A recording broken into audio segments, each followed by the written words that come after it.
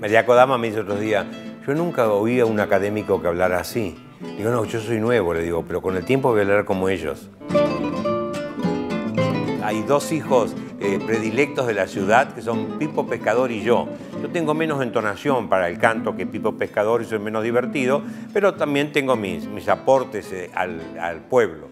Mi infancia fue felicísima en Gualeguaychú porque fue una infancia con mucha naturaleza, mucho río, poca pesca porque yo era poco paciente, hablaba todo el tiempo y ahuyentaba a los peces, entonces me echaban de los equipos de pesca, pero con mucho remo, mucha natación, con campamentos al lado del Uruguay, cuando todavía lo que es hoy un enorme balneario popular Ñandubaizal, que explota comercialmente, no era más que una vastedad y límite sobre el mar, sobre el río, digo. Bueno, ahí íbamos 14, 15, 18 muchachos que nos llevaba el ejército y nos prestaba las carpas porque no teníamos ni siquiera esto, y pasábamos 15 días de vacaciones con planificación. Es decir, nosotros, por ejemplo, teníamos, además de jugar al fútbol a la mañana, ahuyentar las rayas que vienen a dormir a la noche sobre la orilla con ramas, golpeando el agua, y hacer algunas excursiones por el monte entrerriano que es bajo, pues comíamos siempre lo mismo, porque robábamos de casa con una especie de contrabando hormiga en latas de lo que era una pomada Cobra, antigua pomada bien limpia. Cada uno sacaba de su casa todos los días Nescafé, sacaba azúcar, harina y así. Era un grupo muy lindo de muchachos del secundario que trabajábamos. Teníamos en esa época una actividad muy intensa en lo que llamaba la acción católica, que era acción, no era sentarse a leer y comentar, sino era acción. Visitábamos a los presos, jugábamos a los presos al fútbol, les llevábamos las cosas que pedían, una guitarra y demás, ayudábamos a construir ranchos con nuestras manos. Pobre, no sé qué habrá pasado con los ranchos que construimos y al primer vendaval se les vino abajo. Teníamos mucha asistencia social, era una acción católica diferente a la que generalmente se da.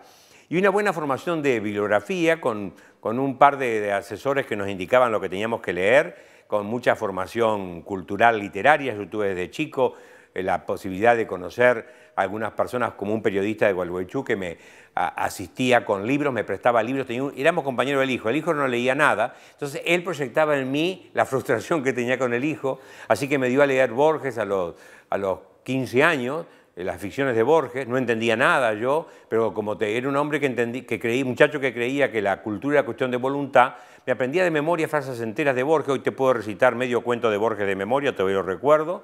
Y a medida que iba yo con mis alpargatas y mi boina y mi cañita de pescar al río, iba repitiendo. Nadie lo vio en la unánime noche, nadie vio la canoa de bambú hundiéndose en el banco sagrado, pero a los pocos días nadie ignoraba que el hombre taciturno venía del sur, etc. Iba entendiendo de a poco. Pero a la noche hacíamos un debate todas las noches. Intuitivamente poníamos una persona que sea de juez y unos íbamos por el sí y otros íbamos por el no. Y esto nos dio a nosotros una vaquía muy grande, por eso de ahí salieron muchos muchachos que tenían capacidad para encabezar protestas, para sostener tesis. Era interesante aquello.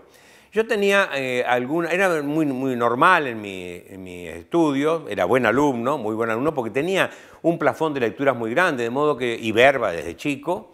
Después con el tiempo me estropeé, pero cuando chico tenía buen decir y entonces esto a mí me habilitaba a rellenar mucho las exposiciones, que en esa época era una abundante exposición oral en clase. Hoy día nadie habla en el primario y en el secundario. Ya desde el primario comenzábamos a hablar, usted pasaba, tenía que preparar una clase y exponer frente a los alumnos, que era un fogueo interesante. Anduvimos mucho por el interior de la provincia con teatro vocacional. Yo asistía a un cura que era excepcional, un cura que era un santo varón de pésimo carácter, pero pésimo carácter cuando se veía injusticias o le molestaba a alguien, pero después era de una gran generosidad, una caridad enorme. Un cura a quien yo terminé haciendo leer el prólogo del libro de poemas que publicó ya tardía, el padre Janot, un hombre que tenía una boiturete, como decíamos nosotros que no sabemos francés en esa época, y salíamos acompañándolo con Toti Queirolo. Íbamos a lugares insólitos donde no iban los humanos. Entonces caíamos y él bautizaba 25 personas, casaba 26 parejas, era increíble, y eran algunas colonias, y otras eran reductos de gente alzada, que los que cuenta Fray Mocho en Tierra de Matreros, ¿no? era eso donde íbamos y el cura era recibido como si fuera realmente el gobernador, lo respetaban a muerte. Y él le llamaba a esta Baturé la patrona, así que los paisanos que eran ladinos, delante de los protestantes que a veces se sumaban a los actos religiosos para tener algún contacto, porque no tenían ellos pastores en ese momento, le preguntaban, ¿y padre, dice, cómo anda la patrona? Y con sus achaques, dice, pero me es fiel. Y ellos entendían que el cura estaba casado, cosa interesantísima para despistar a los ingenuos. Ese cura a mí me dio una gran motivación para leer poesía. Yo leí mucha poesía movida por él, así como leía la prosa movida por Raúl Tomás Frey, que me dio a conocer, entre otros, un libro que realmente es una maravilla, El criterio de Balmes, que es una higiene mental, como dice Menéndez Pelayo. Además, en casa yo tenía mucha libertad, éramos 7 hermanos, pero tenía mucha libertad porque como yo era muy cumplidor con todo, yo decía, hoy no voy a ir al colegio. Y mis padres no decían una palabra, yo me quedaba en casa, porque no salía a vagar. Si alguno de mis hermanos osaba decir no voy al colegio, ahí venía el empujoncito de mi padre. Mi padre nunca nos golpeaba en la cabeza porque pensaba que podríamos ser pensantes en el futuro. Entonces, hacíamos una macana y nos decía, esta noche te castigo. Y vos vivías todo el día hasta la noche sabiendo que iba a venir el viejo a pegarte. Pero vos estabas ya leyendo en la cama una revista Ricotipo, o Ricotipo no nos dejaban leer en esa época, Rayo Rojo, ¿cierto? O Mysteric, y entonces el viejo date vuelta, se ponía boca abajo y te daba varios golpes en las nalgas, pero lo importante era que el castigo no tenía el menor alimento de mala voluntad, ni de molestia, ni de furia, sino que te golpeaba con el rostro sereno y te daba impresión que estaba aplicando justicia. Por eso yo cuando fui padre y me calentaba frente a algún acto de los chicos y me iba de boca casi, me acordaba de mi viejo, entonces trataba de serenarme y la filípica venía en voz suave, que yo hablo lento y en voz suave es pesada la mano, ¿cierto? Pero no pegaba, pero golpeaba fuerte. Bueno, entonces nos hicimos muy vaquianos con mi hermano inmediato, que tiene un año más que yo, para enfrentar los otros 3 varones. Las mujeres eran muy maternales con nosotros, pero era difícil esto, el trato con los chicos. Los mayores porque nos quitaban posibilidades de todo tipo. Yo aprendí a manejar muy tarde porque cada vez que me llevaba uno de los mayores a manejar venía e informaba ignominias, casi se atropelló una mujer en la calle, atropelló una vaca, cualquier cosa decían para no tener competencia con el auto que era uno y éramos 5 varones, ¿no? No había diferencia en casa, mi padre era muy justo. Mi madre a todos los hijos los quería por igual y era absolutamente arbitraria en la estimación de los hijos. Todos éramos perfectos, todos éramos una maravilla, ¿no? Mi padre no, mi padre muy equilibrado en esto, pero nos sentíamos muy protegidos en casa. Una vida de barrio muy tranquila, a la noche salíamos a marcar la luna todos con sillas a la puerta, pasaban los vecinos y saludaban, nos conocíamos todos por el nombre, jugábamos a la bolita en la esquina. Y la vida fue muy feliz, con una mesa muy grande en familia, éramos en casa los 7 hermanos, mi padre, mi madre, 2 tías adjuntas que teníamos, una de ellas muy revirada, que me ha dado pie para hacer siempre comentarios por radio y por televisión acerca de los deslices de esta tía, pobrecita, que era curiosísima. Y mis 2 abuelas, teníamos 2 abuelas en casa, una francesa que casi no hablaba español y la otra que nos contaba cosas antes de que el Alzheimer, que no sabíamos qué era, pero lo tomara, ¿no? Lindas épocas en que el lechero venía y te ponía, vos dejabas la olla, la puerta abierta del patio y venía y te ponía la olla, la leche en la olla, épocas en que juntábamos tapitas para Camtodía, inicialmente para salvar negros en el Congo, todas esas cosas que hacíamos. Realmente una infancia muy, pero muy feliz. Yo hubiera querido cantar bien y la vez primera que fui a un coro, el viejo que dirigía el coro me hizo cantar y me dijo, mira Pedrito, tú tienes poco oído pero malo. Y me aluró para siempre, de modo que rechacé mucho tiempo la música, porque la música supuestamente me había rechazado a mí, después hizo mi intento y hoy canto, berreo como loco en la misa, inclusive cuando ayudo misa soy el que dirijo el canto, sin que Cecilia Restelli se entere porque es censora de este mal oído. Yo tuve 2 intuiciones básicas que me sirvieron muchísimo. La primera es que tenía que ser competitivo. ¿no? Entonces me ponía esas metas, pero nadie sabía que yo me ponía estas metas, no es que yo me pusiera con el gordo Ascuri a decir, ¿quién sabe más de esto? No, yo decía, soy el que tengo que saber más en la cuadra de hipnotismo. Y entonces cada vez que mi padre venía de Buenos Aires, les pedía libros sobre hipnotismo. Y tuve la biblioteca más completa sobre hipnotismo y aprendí a hipnotizar desde muchacho, a los 15 años hipnotizaba. A veces nos escapábamos del colegio, comprábamos una botella de vino dulce y una pizza para el almuerzo, y el hipnotismo era fácil porque entre el vino dulce y lo que comíamos se dormían los muchachos. Pero me sirvió toda la vida el hipnotismo, ¿eh? Y yo hoy todavía doy una conferencia y todo el mundo duerme, de modo que ha sido eficaz. En cuanto a la otra actitud, bueno, esto me iba proponiendo, por ejemplo, yo tengo que ser el que más sé del barrio de grafología, y fue el que supe más de mi ciudad de grafología, el análisis del carácter de las personas por la letra, porque me había hecho una biblioteca que era más completa que cualquiera de Gualeguaychú. 6 tomos tenía, pero no había más que uno de Crepushamén en la gran biblioteca de Gualeguaychú. De modo que todo esto a mí me habilitó, pero además tenía una clave esto, ¿no? Que era el dominio sobre la gente. Porque vos cuando por medio de la letra sabés cómo es, tenés ciertos resortes para manejarlo. El segundo fuerte que yo descubrí intuitivamente es que el que maneja, después lo supe por Platón, ¿no? El que maneja el discurso tiene la espada. Y así me ejercité mucho la lengua. Yo, por ejemplo, el tiempo libre lo dedicaba a leer y a tomar nota de las palabras que yo no conocía, las buscaba en el diccionario, las colocaba en el bolsillo y cuando iba caminando por la calle y las repasaba. Entonces me encontraba con vos en la calle y utilizaba la palabra energúmeno, que no sabía hasta el momento lo que era, y entonces te aplicaba, aunque no funcionara, pero yo iba reteniendo esas palabras y después esto me dio cierta fluidez, a veces acuosa cuando hablo yo, pero que me ha dado seguridad, y a lo mejor esta es la razón por la cual finalmente uno termina como presidente de la Academia Argentina de Letras, ¿no?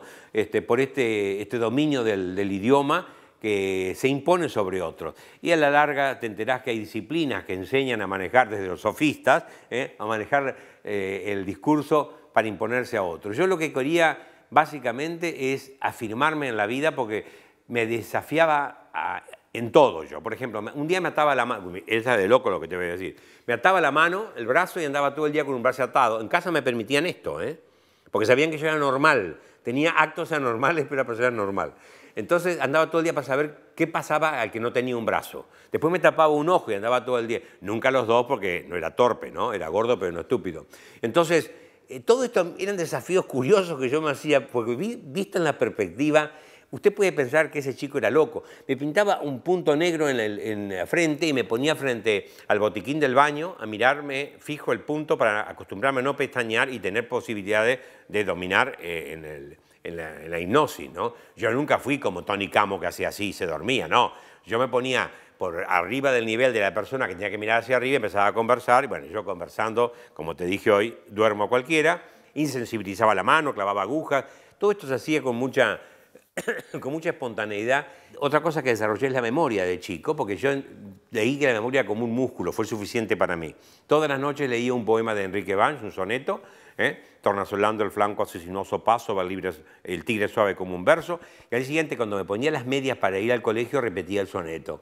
Y llegué a saber la urna, que son 100 sonetos de memoria, y así otras cosas. Por eso cuando empecé a cursar literatura en el secundario, me decían la antología. El Gordo García, que era un gran profesor, del cual yo tomé muchísimas cosas, le robé muchos recursos, porque uno vive nutriéndose de lo ajeno en este campo. Pedagógicamente aprendí el histrionismo en él, a exagerar cosas. Ustedes que me han tenido alumnos saben que yo exagero, grito y hago unas pavoteadas similares para entusiasmar a la gente. Bueno, el Gordo me decía, como dice Garcilaso, antología. Entonces yo decía, en tanto que de Rosa y Azucena, aquel romance de Lorca, por ejemplo, antología, luna que te luna, y yo repetía. ¿Pero qué me dio esto? Yo estoy sentado en una sala esperando que la acupunturista que hoy me trata por la columna me vea, y yo empiezo a repasar poemas de memoria y veo cosas que antes no había visto en el primer recuerdo del poema, y trabajo permanentemente con eso. Yo tengo una bibliotequita portátil que me ayuda mucho a no ser pavote y a no sentirme nunca solo. Mi primera conferencia la di a los 15 años. Yo tenía un tío que era espiritista y este tío estaba de novio con la médium de la escuela basílica, de la escuela San Basilio. Y entonces Yo siempre tuve curiosidad por lo mistagógico, por lo oscuro, por lo raro, y leía cosas sobre metapsíquica y fenómenos extraños. Un libro de Palmés, Metapsíquica y Espiritismo, un libro enorme, me lo leí en 3 días y con eso, una vez que yo leía algo, era como los docentes, leía por la noche y al día siguiente daba clases sobre lo que había leído. Entonces, esto más otros libros más me dieron un entusiasmo por saber cómo era el espiritismo. Entonces, le pedí a mi tío que me llevara, que si mis padres se enteraban que yo iba a las sesiones espiritistas, ahí me llevaban a las tinieblas exteriores, porque mis padres eran muy católicos, muy centrados, y mi tío no era agnóstico, era un despreocupado, digamos. Entonces, la condición era que yo cebara mate. Entonces yo cebaba mate, en tanto estaban antes de la sesión y después, no, antes de la sesión no se toma mate. Pero entonces yo me dejaba en un rincón y yo escuchaba cuando se tomaban las manos y comenzaban a pedir prolongaciones ectoplasmáticas, que es cuando de la boca comienza a salir una cosa blanca, o escuchar los raps, que son los golpes que se hacen, toda una terminología que yo manejaba así. Como ellos vieron que yo manejaba todo eso, también les caí simpático, ¿no? Y tenía la secreta ilusión de que me hicieran espiritista. Yo terminé dando una conferencia contra los espiritistas a los 15 años, en la esquina de la librería Ferrando, arriba de una mesa, y tuve como 20 escuchas. Entre mis hermanos, que ya eran 5, y unos vecinos, hicimos enseguida el ruedo, ¿no? A mí se me reían porque me decía, por ejemplo, un compañero, che, ¿viste este autor del siglo XIX? No, yo estoy en el XVII. Es decir, yo iba así, organizada, yo leí lo que pude de Edad Media, ahí leí el autor que iba a ser, qué curioso, ¿no? Un desafío para mí, el Rabí Don Shen Tov, Im Ardutiel Ben Isaac de Carrión de los Condes, un autor judío del siglo XIV que había escrito los Proverbios morales. Cuando es seca la rosa, que ya su sazón sal, queda el agua olorosa, rosada, que más vale, si la decantación en el perfume. No puede cosa alguna sin fin siempre crecer, desde que finche la luna torna a descrecer. Después que hincha, entonces las cosas tienen su límite. Bueno, lo leí por desafío porque era difícil, entonces para mí era como una cacheteada, ¿no? Usted tiene que entender esto y me puse 16, 17, 18, 19, 20 y leí ordenadamente. Y el teatro lo leía en un altillito que había en casa donde teníamos las colecciones de las revistas Hobby, porque yo tenía una vocación por la experimentación científica también.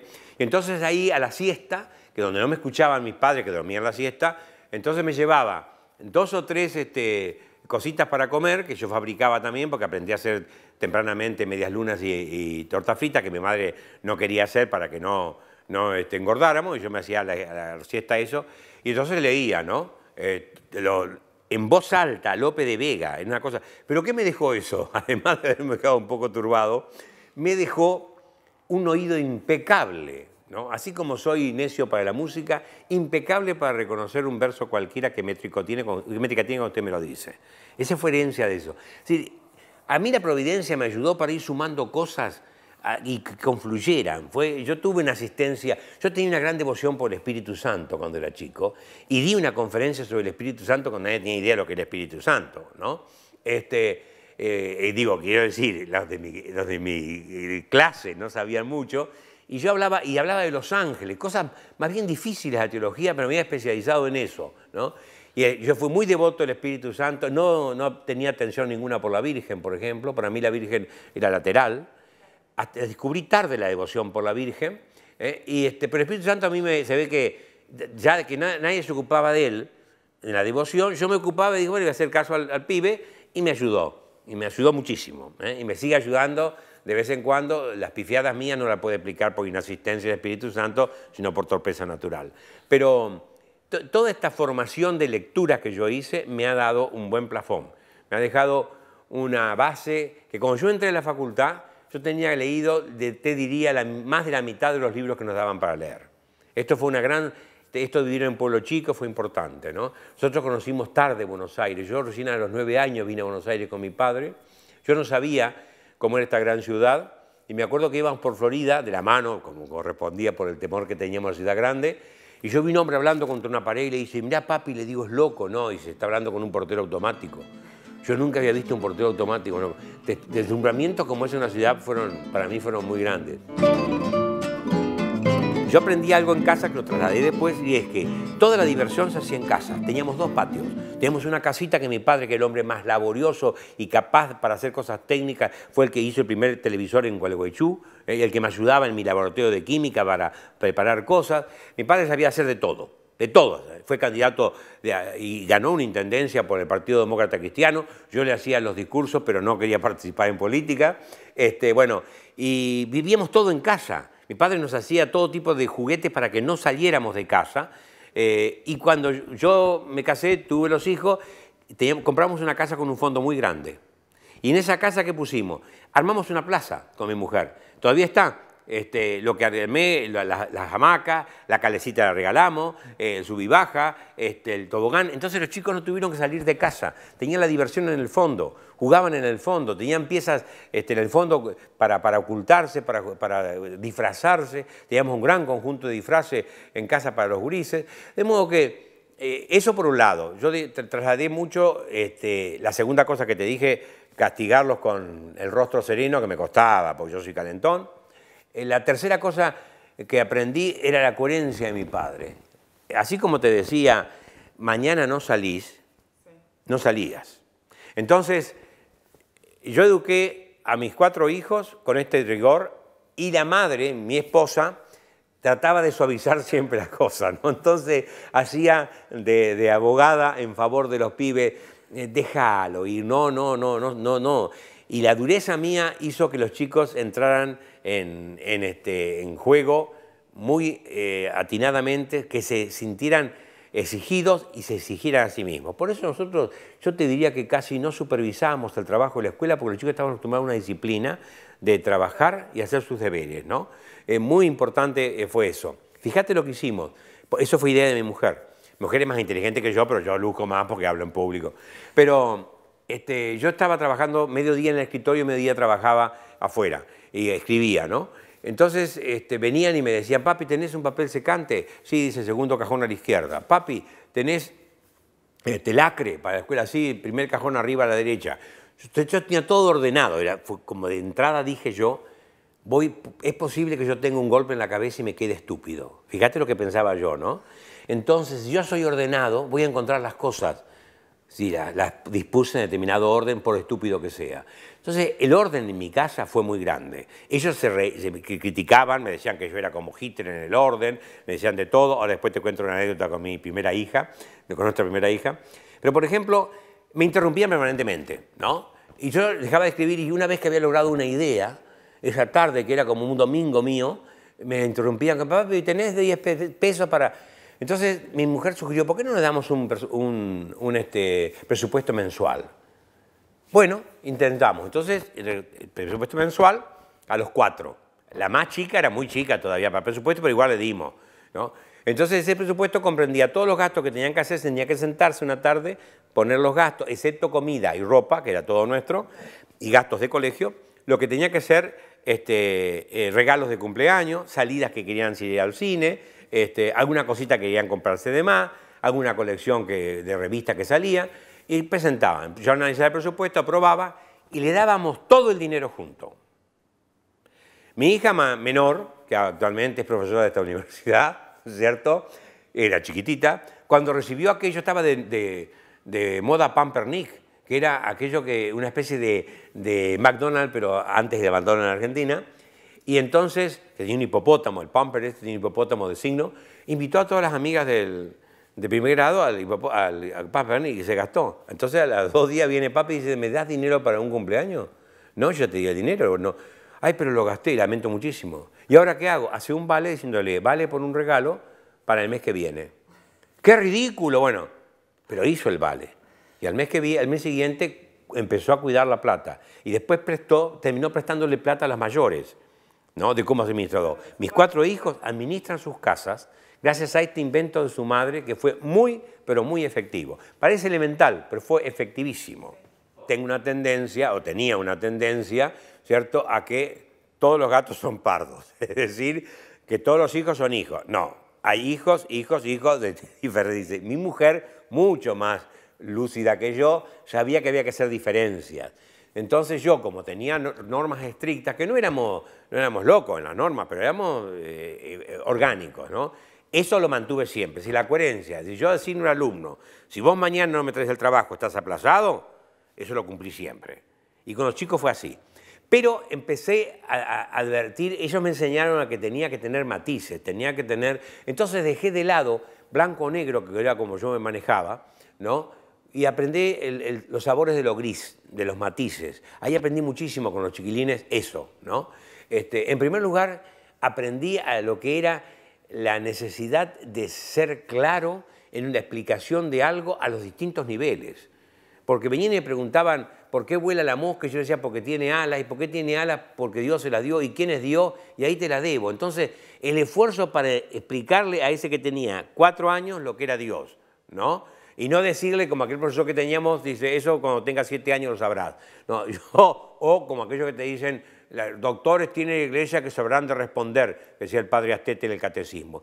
Ese esfuerzo lo aprendí también de ellos, adecuarse a los niveles, a cada nivel, a la comprensión de cada nivel. Esto me llevó también a graduar el vocabulario para cada uno.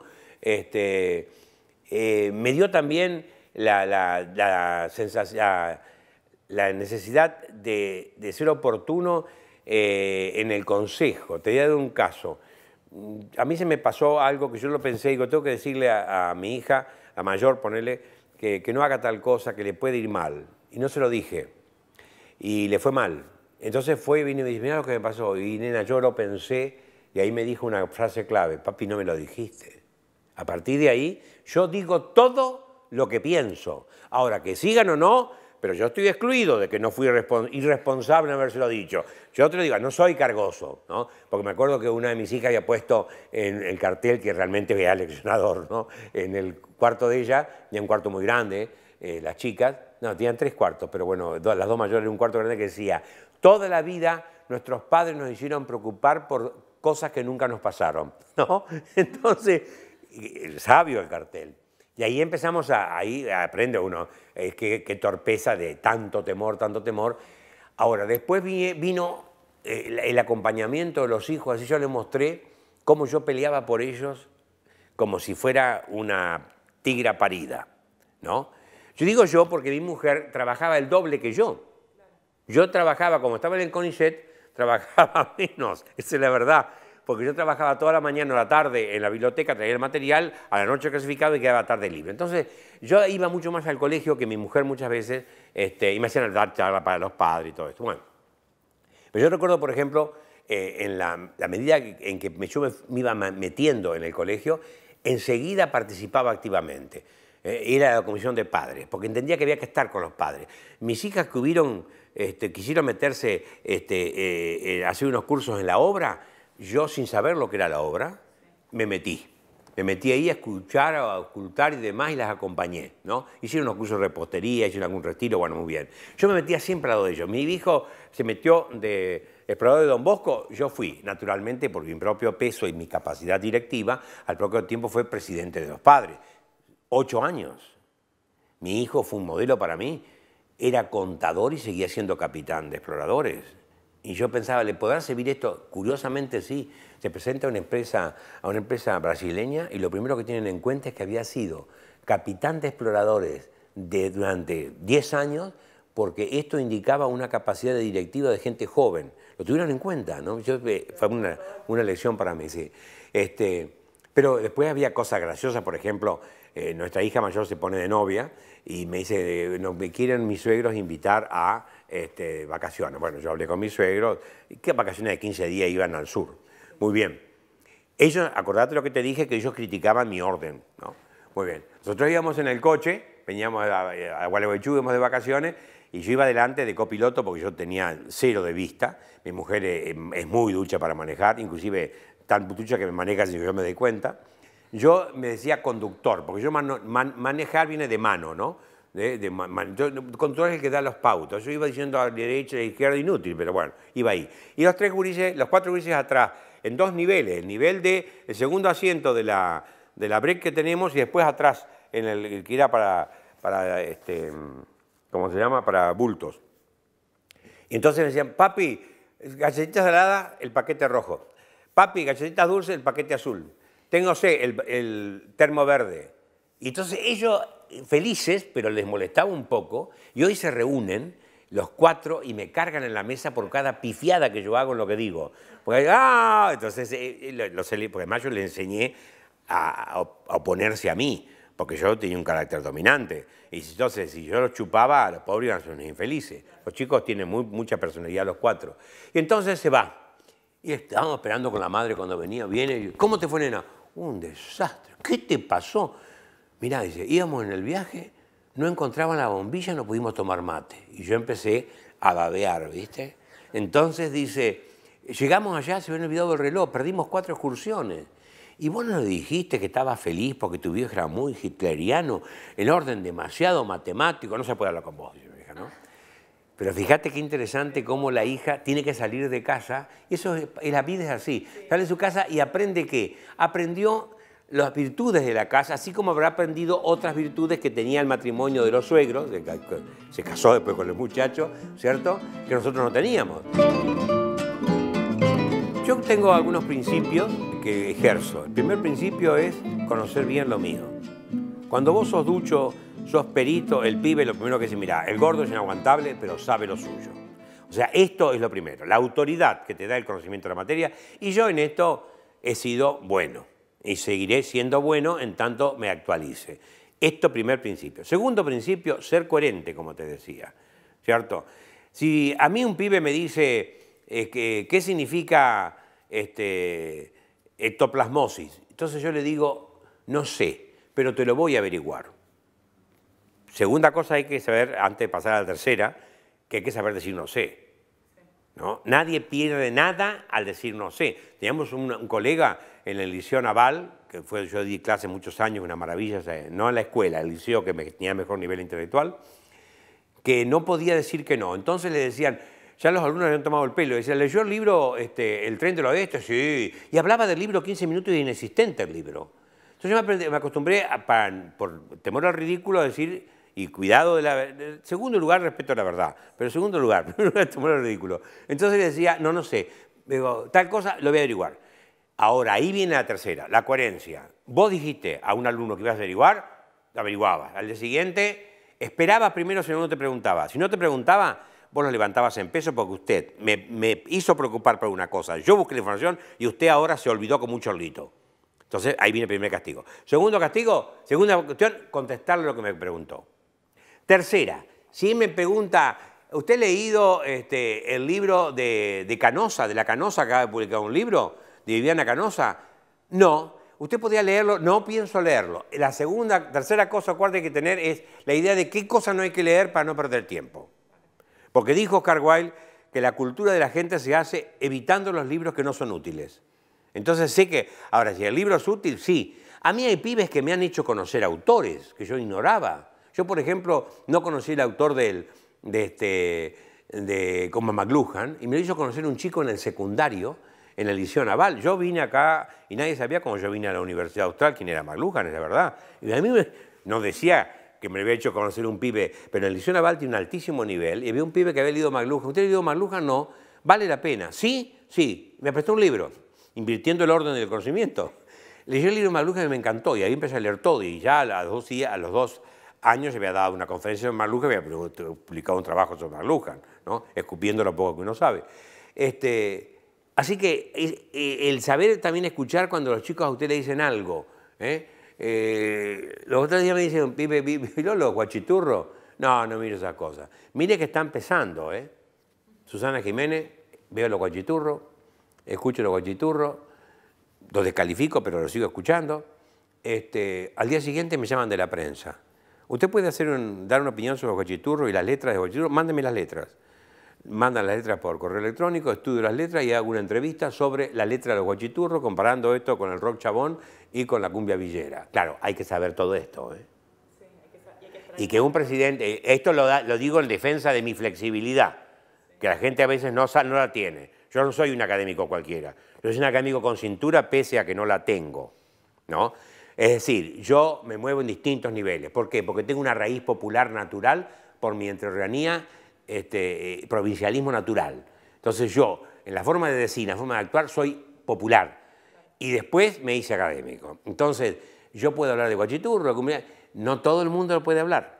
Ahora yo he creado una sección en el canal de televisión que tenemos en la academia, en YouTube, que es la primera academia en lengua española, tampoco la Real Academia lo tiene, que tiene un canal, y fundé una sección que se llama Una duda, un mate 2.0, porque yo aparezco, esta es la escenografía, aparezco yo sentado en un sillón, menos cómodo que este, porque no tenemos estos sillones, ¿cierto? Con un mate ostentoso, grande, ¿no? Pero yo soy doctor en Ilis paraguayensis, doctor en cebar mate, en yerba, tomando, y en el tiempo en que yo cebo el mate y lo tomo, explico una duda. ¿Cómo se dice? ¿Presidente o presidenta? Usted estará inquietado por esto, ¿verdad? Mirando la cámara. Se dice presidente originalmente, No. ¿Qué pasó con los académicos? Ninguno quiso participar del ciclo porque había que tomar mate en cámara. Y bueno, ¿qué querés que te diga? El mate es nuestro. Viene un periodista y lo primero que hace es ver el mate arriba del escritorio. Ve que y lo convido con mate. Y además, tercer aditamento importante, el mate está muy bien cebado. El periodista ya me lo gané entre el popularismo del mate y que el mate está bien cebado, ya tengo 2 adjetivos a favor en la entrevista, cosa que acá no va a pasar porque no te convido con nada. Entonces, volviendo a esto, los alumnos te traen inquietudes curiosas que yo nunca desatiendo. A veces me río, esa cosa que hago yo de burla del alumno, porque otra técnica que tengo, volviendo a las técnicas, otra técnica que tengo yo con el alumno es hablarle de cosas antiquísimas como si fueran modernas. Por ejemplo, yo paso y pongo en el pizarrón, ¿no? Esto lo has visto vos, el pez no sabe lo que es el agua. No le digo al pibe que es un refrán hitita del siglo del 2000 a.C. Le muestro el refrán, discuten sobre el refrán, aplican el dicho, crean situaciones, todo el mundo trabaja en esto y después le digo que tiene 4000 años de vida. Entonces ahí saco la última conclusión, la perennidad de lo humano. Es importante esto, por ejemplo. Yo no doy clase convencionalmente. Si vos me preguntás a mí una cosa en clase, dejo de lado lo que estoy explicando y te explico lo que vos querés saber. Sintéticamente, yo recuerdo que Marita Grillo, nuestra actual secretaria académica de la facultad, que fue mi primera ayudante junto con el actual decano de la facultad, o sea que yo he ido generando autoridades, yo he ido perdiendo autoridad y esta gente ha ido cobrando autoridad, ¿no? Hoy día me rigorean, me llaman la atención, me aplican las tiras, como se dice en la colimba, bueno, se olvidan dónde empezaron, pero bueno, son buena gente. Entonces, recuerdo que Marita me decía, doctor, no vamos a llegar a cumplir los contenidos mínimos. Sí, pero estamos cumpliendo los objetivos fundamentales, que es dar satisfacción al alumno, las preocupaciones que en el momento gratificarlo. Vos no podés postergar una consulta que el chico la tiene como necesaria en ese momento. Ahora, si te pregunta qué son los bosquimanos, ahí te reís porque al tipo no puede preocupar los bosquimanos con una cuestión, pero si es una cuestión que tiene que ver con la familia, con la educación de él, con la relación amorosa que puede tener con una piba, ¿cierto? Ahí hay que atenderlo enseguida. Y yo opino, soy un opinólogo nato, opino con fluidez sobre las cosas, con mucha experiencia en la vida, por supuesto, pero yo tuteo al alumno, le voy encima, le grito, una cosa que has visto que practico yo, porque al alumno hay que fortalecerlo frente a los atropelladores. Y yo soy un atropellador nato, fingido. Entonces, cuando el tipo empieza a temblequear, me voy encima y le grito, y lo que quiero es que el tipo logre reponerse y que me haga frente. Esto lo aprenden ustedes, porque la primera vez se quedan callados, se quedan duros. Después me les río porque ya ves que... Entonces empiezan a reaccionar y contestan y empieza el diálogo, ¿no? Pero al chico hay que fortalecerlo frente a lo... Porque no va a ser una vida de San Francisco de Asís, de todos somos buenos y tomémonos de las manos. Va a ser una vida dura. Entonces hay que prepararlo para la calle. Lo primero que yo quiero ver al alumno es que el alumno tenga conciencia de cuáles son sus vicios y sus virtudes en pequeño. Por eso un ejercicio que yo hago, ¿cuál es tu talento? A ver, ¿qué sabés hacer vos? Yo digo, yo tengo buena memoria, yo manejo la memoria. ¿Vos qué sabés hacer? Fíjate que tanto hemos castigado a los alumnos por lo que no hacen y por lo mal que hacen las cosas que no descubren qué capacidades tienen. Entonces, vos sentís la articulación del desengrane mental del pibe que empieza a pensar a ver qué puede ser. Entonces levanta la mano uno tímidamente y me dice, yo tengo la capacidad de escuchar a los otros. Es una buena capacidad. A ver, contame cómo lo haces. Y entonces el pibe se envalentona. Y otro dice, yo tengo capacidad de orientación. Una vez que veo un lugar no me pierdo. Entonces cada vez que salimos de excursión, y vamos descubriendo, y ahí esto es lo primero que hay que hacer, que el chico se conozca a sí mismo, y sobre todo que conozca las virtudes que tiene, porque le hemos golpeado mucho por los vicios, ¿no? Entonces, robustecerlo frente a la vida para que no sea merenguito y que el tipo tenga entereza, saber expresarse y tener dominio de la palabra. Yo no admito, como sabés, que te diga no cuando empieza a hablar, o escupe y me dice sí o no empieza a hablar. Porque esto pasa en televisión, pasa en las academias, le doy la palabra a uno y me dice no. ¿Cómo no? ¿No a qué le está diciendo no? ¿A lo anterior? Entonces, primero eso. Segundo, irlo acostumbrando a que se esfuerce por armar frases y expresarse. Tercero, que aprenda a hacer preguntas. ¿Te acuerdas aquel ejercicio que hacemos en clase de cómo se presenta cada uno con el fósforo? No sé si vos estuviste en esa sesión. Bueno, no puedo hacerlo más que a veces una sola clase, pero cuando éramos menos hacemos más tiempo. Se prende un fósforo, yo prendo el fósforo y digo, soy Pedro Luis Barça, tengo tantos años, ¿cierto? Soy doctor en letras, tengo tantos libros escritos, hasta que se quema el fósforo. Entonces después lo hago pasar a cada uno, prende el fósforo y el pibe al principio no sabe cómo armar. Entonces se le quema el dedo y no alcanzó a decir tres cosas. La otra cosa que hay que empezar a graduarle es qué dice de sí mismo. Es decir, que no diga idioteces. A mí me llaman cholito, pero eso es un ridiculez, cholito medio da pie a la burla, ¿no? O que no diga idioteces, que pueda desubicarlo. Entonces que él sepa dibujar la imagen real de sí, que no sea chocante, que caiga bien al público, porque cada día se pide más que la gente se presente. Entonces ese ejercicio es importante, ese ejercicio de autopresentación. Después, ¿qué hago? Escribir media página de presentación y después el ejercicio con 2 o 3 y el resto que siga en su casa, ¿no?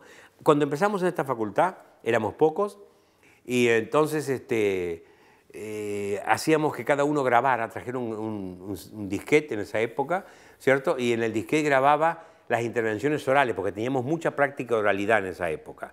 El chico participaba en mesas redondas, el chico hacía exposiciones, hacíamos role-playing, por ejemplo, sobre la metamorfosis de Kafka, haciendo cada cual el papel de en vez de aplicarlo a situaciones de negocio como hacen en el IAE, aquí era mucho más esencial porque hablábamos de situaciones humanas fundamentales como la metamorfosis.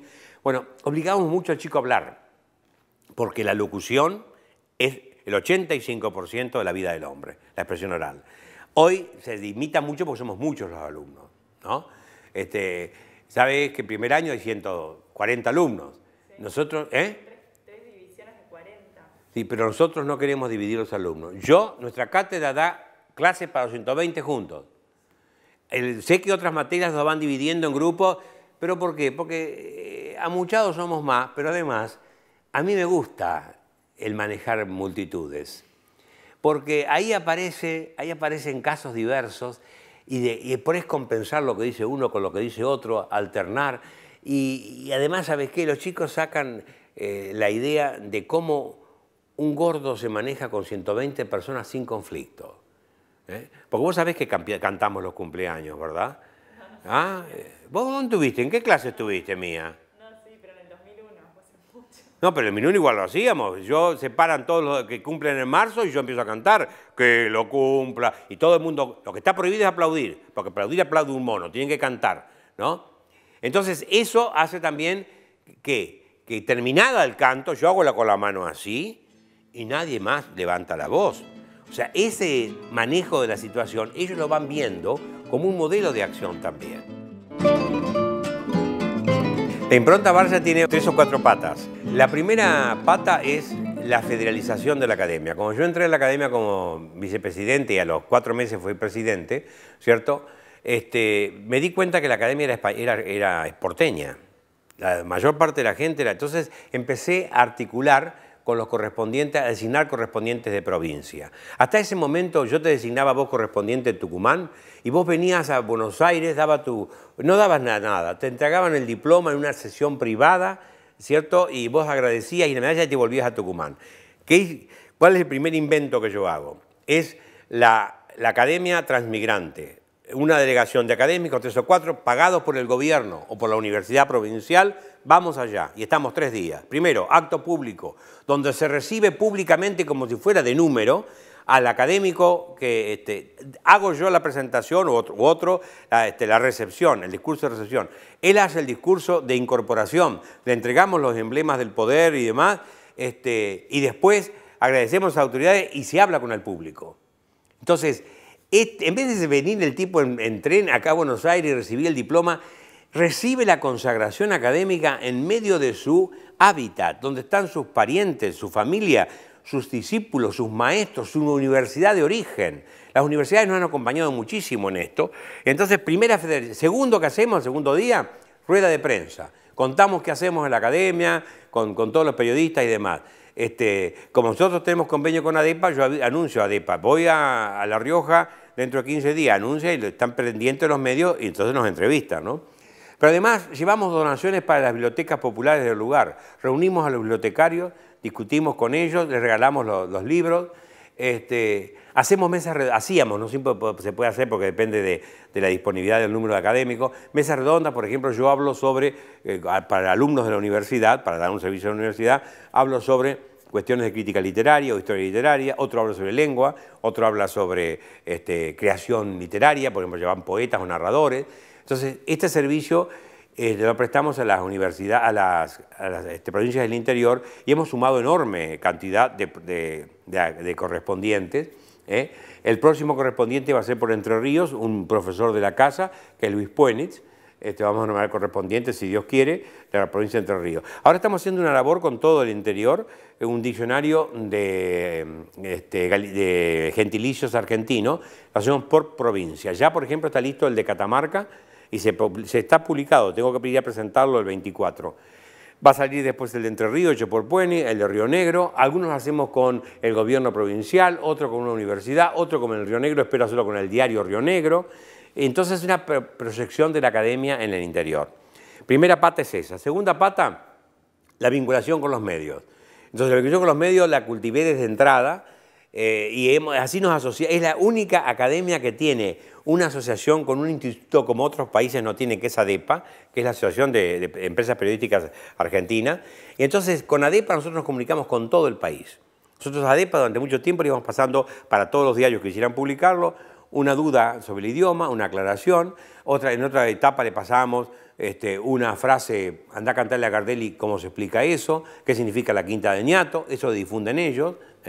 Y después nos asociamos a FOPEA, que es la asociación de los, no de los dueños, sino de los peones, de los periodistas, y tuve la suerte de inaugurar 2 congresos de FOPEA y también en ADEPA dar 2 o 3 videoconferencias para los periodistas del interior. Eso fue muy importante. La presencia del periodismo, de la Academia del Periodismo, la sacamos a la Academia del reducto en que estaba y la colocamos en la calle.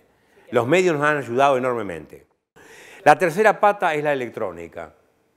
En la academia, me atrevo a decirlo, la academia que sin tener los medios económicos que tienen otras, es la más avanzada de todas. Es la primera y única academia que tiene un canal YouTube.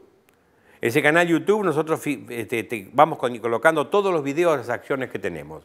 Yo tengo que cuidarme mucho porque tengo 160 videos que andan en internet. Entonces, la obsecuencia del encargado, digamos, del Juan de turno, en ese caso, que es el encargado de la parte de video, me dice, por loco varios suyos, no, vamos a tratar de colocar de otros académicos para no aparecer siempre yo. Efectivamente, empezamos entonces a interesar a los académicos. Cada acto que hacemos, tenemos un salón propio ahora que fabriqué yo, lo saqué de la nada, es mi mejor hijo. Bueno, ese acto se filma, después se prepara, hemos comprado los equipos para prepararlos en video, para incorporarlos a YouTube y están allí. Entonces, YouTube nos da conocimiento de las actividades que tenemos en la academia, presentaciones de libros, conferencias, etc. Ahora incorporamos una sección YouTube que se llama Reflexiones Bonsai. Le pongo bonsai para poner la pata encima al extranjerismo y hacerla criolla, o por lo menos española. Entonces ya hay, yo me cuido no ser el primero también en esto, ya hay académicos que están hablando, uno habló sobre el mapuche y las características del mapuche, otro habló sobre las wikinovelas, otro habló sobre la conveniencia, perdón, sobre la edición electrónica. Una egresada nuestra que está en la academia, yo tengo 3 egresados de la Facultad de Comunicación en la academia, que maneja comunicación y publicaciones, es un egresado nuestro, que es Mariano Tilens, quien maneja toda la parte electrónica, lingüística, vinculada con Fundeu, vinculada con el Corpus 21, es Gabriela Power, que es de la cátedra nuestra de contenidos culturales. Bueno, Gabriela está muy ducha en ese campo electrónico, maneja todo un equipo, y ella ha grabado ahora, le hemos prometido que grabe 3 o 4 píldoras de estas de 3 minutos, 4 minutos sobre las reflexiones bonsai. Por ejemplo, consiste, ¿qué es un refrán? El refrán es tal cosa y explicar lo que es un refrán en 4 minutos, ¿no? Y después la otra sección que no hemos podido inaugurar todavía porque nadie quiere tomar mate, así que tengo que inaugurarla yo, después de presentar el diccionario de dudas, el diccionario argentino de dudas, porque es para vender el diccionario.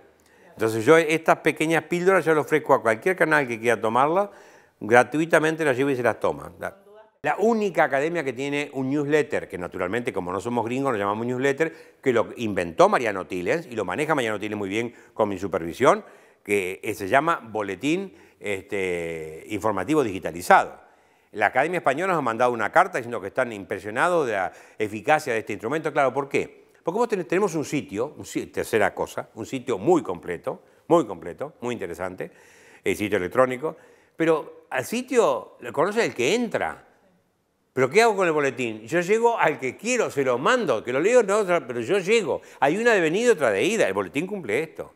Estamos recibiendo felicitaciones muchas por el boletín. Entonces, tercera cosa, es la primera institución en el país que publicó un libro multimedia.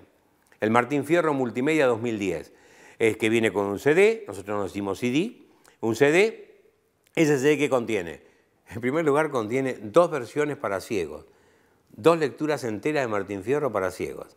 Entonces, ¿por qué es un libro de articulación? Porque articula generaciones. El pibe lo pone y dice, ¿qué es un caballo zaino? Pone zaino y aparece primera plana, toda la pantalla hermoso, el caballo zaino. 200 pelajes están incorporados.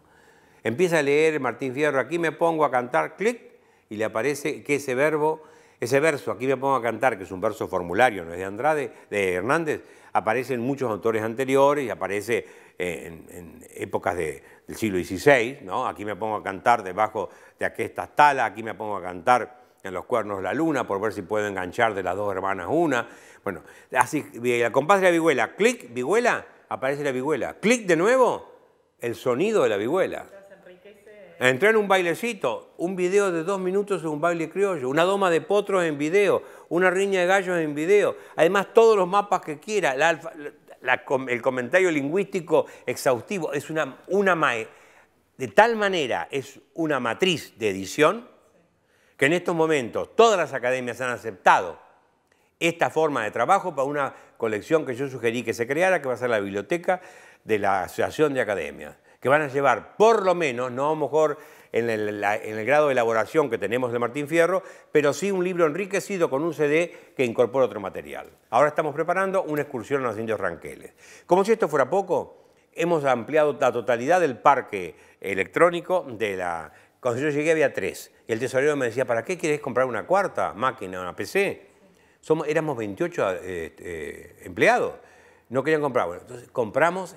Tenemos muy actualizado todo el sistema, tenemos máquinas de grandísima capacidad, porque hacemos ediciones ilustradas, digitalizadas, etc. Entonces, el trabajo electrónico en la academia es muy intenso, muy intenso. Hemos pasado a hacer, ahora no reeditamos más, lo que hay que hacer por reedición lo hacemos digitalizado. Además, la academia digitalizó el mayor caudal de literatura argentina que se conoce, digitalizado, por una sola institución, y como el ministro de Educación de turno no lo quiso tomar para ponerlo en un CD y enviarlo a todo el país, porque dijo que el CD era caro, costaba 0,90 pesos, 0,90 centavos. El CD en ese momento, hace años cuando yo lo ofrecí, entonces calentito yo lo mandé a la mayor biblioteca digital del mundo en español, que es la Biblioteca Virtual Miguel de Cervantes de la Universidad de Alicante. Ahí que está toda la poesía gauchesca, todos los cancioneros folclóricos, 10 tomos por un lado, 14 tomos por otro, toda la poesía, la literatura nativista, la mitad de los viajeros que pasaban por la Argentina, anuario bibliográfico de Navarro Viola, una edición inconseguible, íntegra digitalizada. Ahí hay epistolario de Vittorio Campos, de Manuel Galvez, enorme el caudal que hemos digitalizado y está allí. Pero para no dejar flaco nuestro sitio, estamos digitalizando para los centenarios del 10 y 16 una serie de obras que aparecen allí para que el docente pueda verlas, ¿cierto? Tenemos un sector docente en el sitio, donde hay una bibliografía para los pibes hasta 18 años, 100 libros que puedan leer, una bibliografía de urgencia para el docente joven que tiene que tener en su casa esos 30 libros cuando está cerrada la biblioteca o es feriado para poder nutrirse y preparar sus clases. En fin, se ha avanzado mucho. Tenemos un servicio de nombres propios. Sabéis que salvo Buenos Aires, todo el resto del país para poner nombre propio en la lectura tiene que consultarnos. Entonces ahora vamos a editar un libro, un CD, ¿cierto?, con 5.000 nombres propios ya aprobados para que las oficinas civiles, como llaman esto, no nos tengan que consultar, sino que pongan el CD, si ya está listo lo autorizan, si no tienen que escribirnos a nosotros y demás.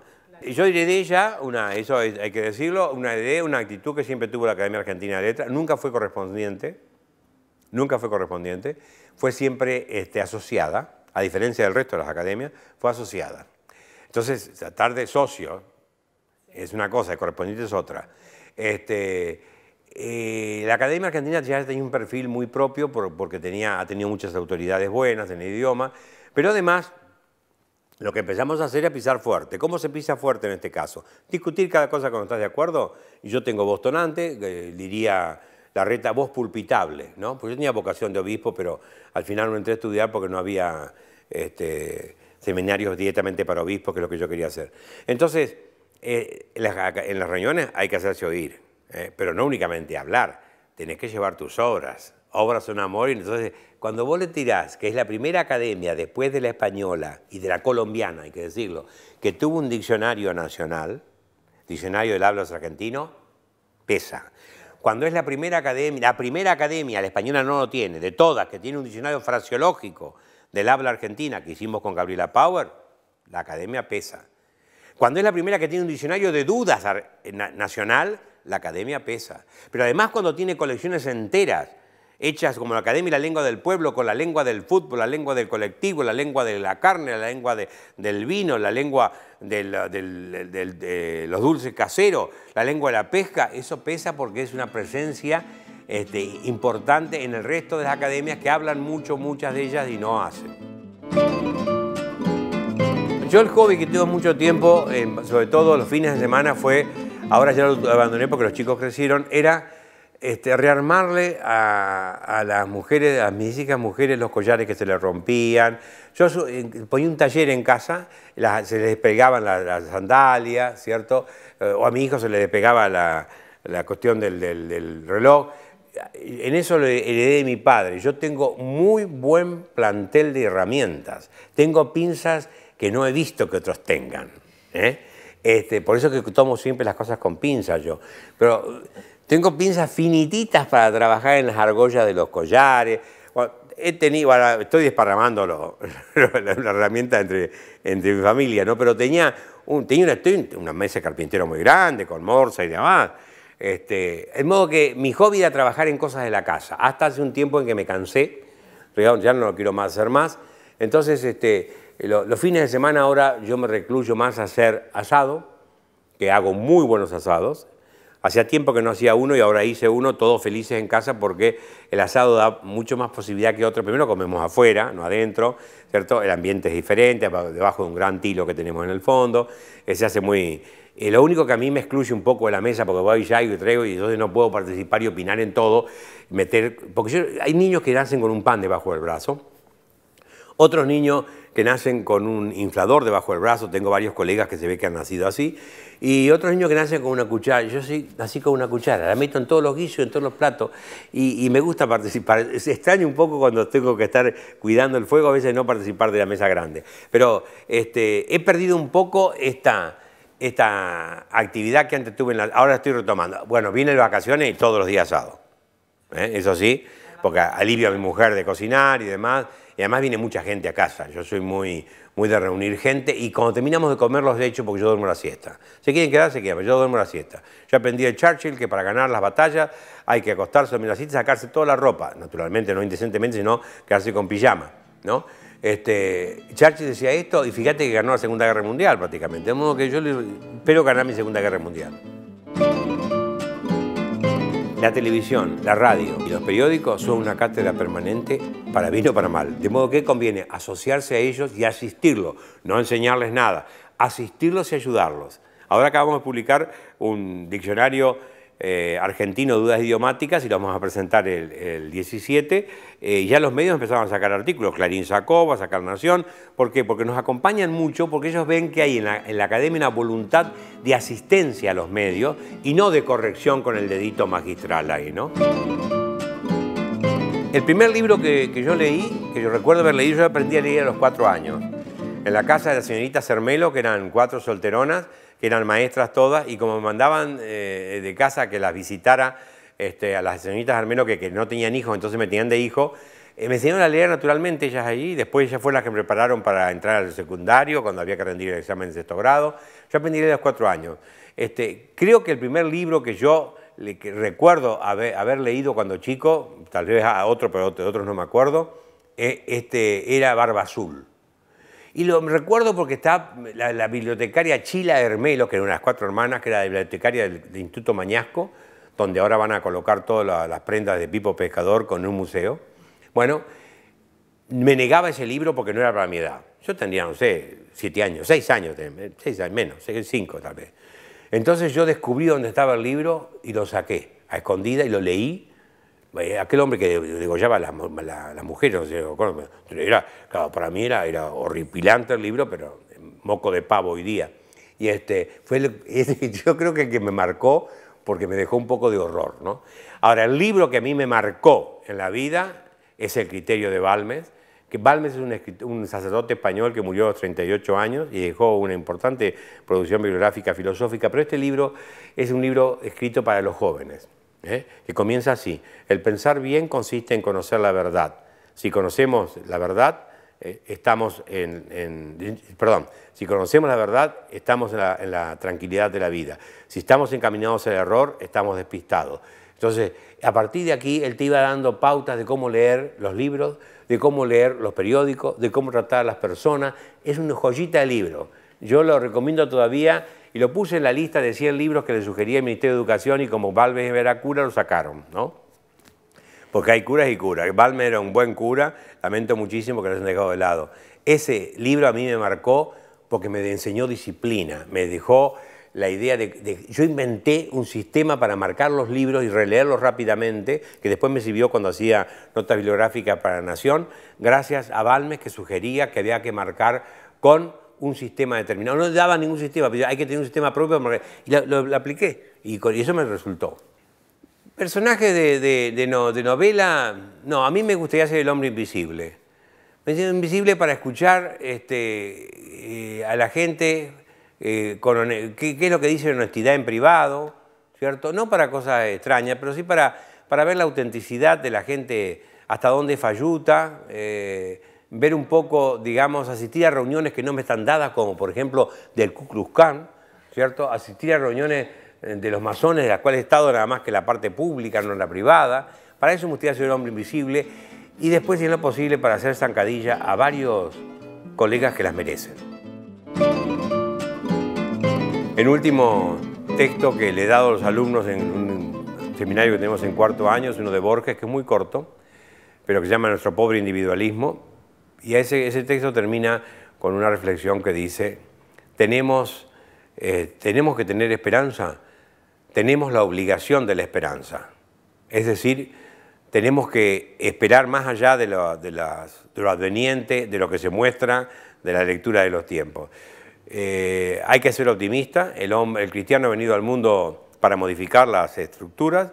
Yo he trabajado toda mi vida modificando estructuras, en eso creo que el saldo me salva todos los otros pecados, ¿no? Pero yo he luchado mucho, he peleado mucho en la calle, a sopapo, en instituciones, en reuniones, en congresos pedagógicos, en la universidad, por las ideas, por las sanas ideas y por mis ideas. Me he jugado mucho.